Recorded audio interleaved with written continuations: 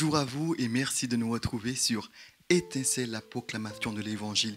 Nous avons aujourd'hui une rencontre un peu spéciale sur ce plateau pour simplement donner un témoignage. Ô combien important dans cette période où nous sommes visités par ce virus, le coronavirus, et nombreux d'entre nous sont touchés par vraiment cette pandémie, quelque chose de terrible.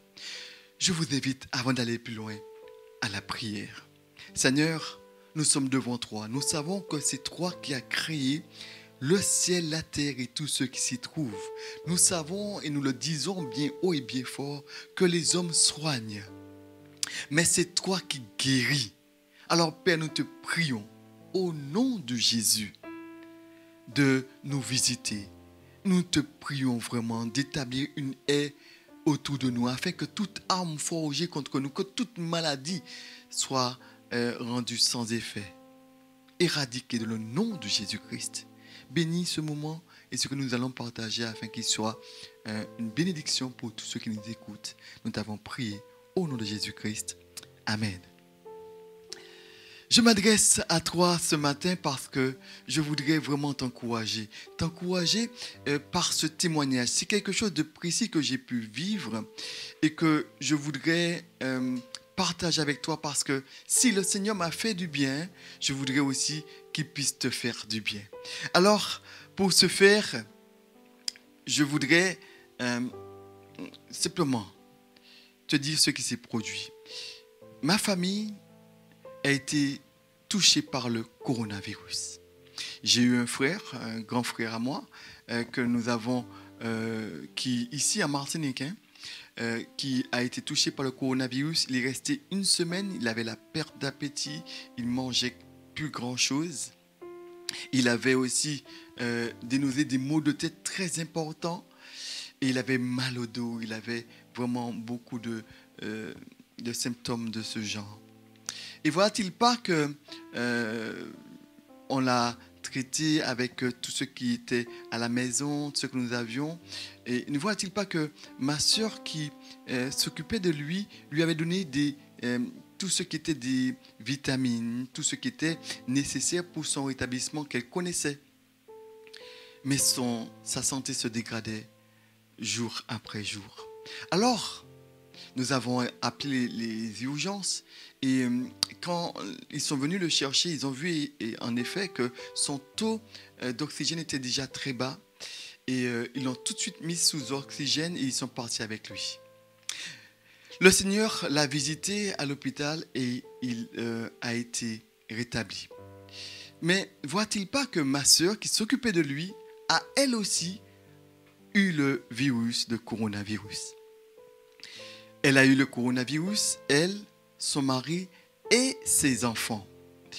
Et je voudrais te dire vraiment que cela n'a pas été tout simple. Parce que c'est une personne qui avait pris, qui s'était renseignée, qui avait eu à sa disposition tout ce qui était nécessaire.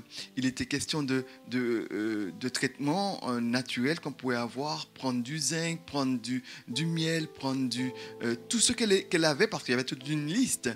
Elle disposait et elle avait pris cela en prévention. Mais cela l'a permis d'être un peu plus forte. Mais après un certain nombre de temps, sa santé commençait à se dégrader progressivement. Et ne voit-il pas que au bout d'un moment, elle a dû vraiment faire le nécessaire, chercher des moyens. Elle a essayé tout ce qui était possible, mais cela a continué à se dégrader.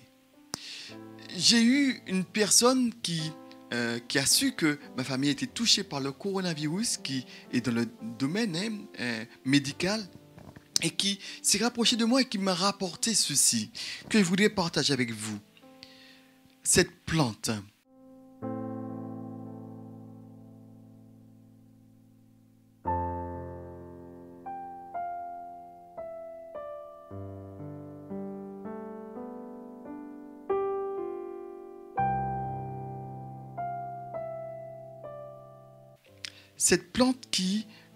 qui s'appelle l'arada, qui a un autre nom que mon père m'a dit, mais que l'on trouve, un autre nom, c'est bracaca, mais aussi douvaneg.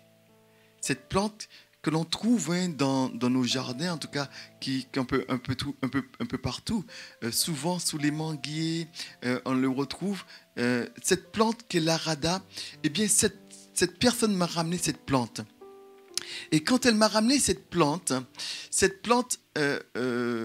ma soeur qui avait tout essayé déjà, avec tout ce qu'on pouvait donner, cette plante, elle m'a assuré, cette personne, c'est l'équivalent de l'ivermectine. C'est-à-dire que quand on fait un traitement avec cette plante, eh bien, on est rétabli du coronavirus. Alors, elle m'a ramené cette plante. Elle m'a demandé justement de pouvoir prendre des feuilles et de faire un thé, en infusion, en tout cas avec de la toumo ou avec autre chose. Eh bien, prendre deux feuilles environ, faire un thé le matin, le soir, pendant 3 jours au moins, et à partir du même jour, eh bien, il y aura un mieux. Et c'est ce qu'a fait ma sœur. Elle a tout de suite essayé, et voit-il pas qu'aujourd'hui, qu'elle est totalement rétablie. Je vous le dis pourquoi? Parce que, mes bien-aimés, comprenez qu'aujourd'hui, il n'y a pas vraiment de traitements qui sont donnés efficacement. Mais Dieu nous a donné des plantes. Et cette plante, je crois que je voudrais vous communiquer ce que j'ai expérimenté avec ma sœur, qui aujourd'hui, elle, son mari, ses enfants sont rétablis du coronavirus. Parce que l'ivermectine a un effet immédiat. Mais je bénis le Seigneur parce qu'il a permis que cette personne nous rapporte cette plante. Et la santé de ma sœur est nettement mieux aujourd'hui, celle de mon frère. Et je me suis dit, vraiment, il faut que je le partage avec vous. Parce que c'est une plante que vous trouvez, bien aimé, dans nos jardins. Je sais qu'il y a de ceux qui l'ont. Alors, partagez cette information simplement, même en prévention, avec ceux qui nous entourent, nos bien-aimés. Nous avons cette plante. Alors ceux qui l'ont partagée avec ceux qui ne l'ont pas, de sorte que nous puissions faire avoir cette plante et faire ce thé et être vraiment en bonne santé. Je crois que Dieu a tout mis en place pour que nous puissions être bénis. Bien-aimés, je sais que, et je voudrais vous rappeler, rien ne peut remplacer la prière.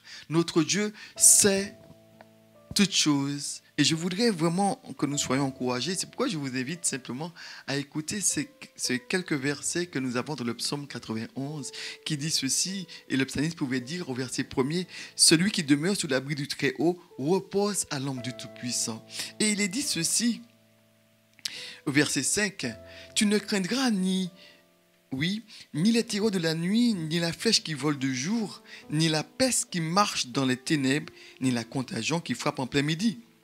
Que 1000 tombent à ton côté, à 10 000 à ta droite, tu ne seras pas atteint de tes yeux, seulement tu regarderas et tu verras la rétribution des méchants. » Simplement pour vous dire, frères et sœurs, nous avons notre confiance en le Seigneur. Nous mettons notre confiance dans le Seigneur. Notre attitude est de dépendre de lui, qu'importe. Nous ne sommes pas de ceux qui n'ont pas d'espérance. Nous savons en effet que si nous devrions passer par la mort, notre Dieu est celui qui a vaincu la mort.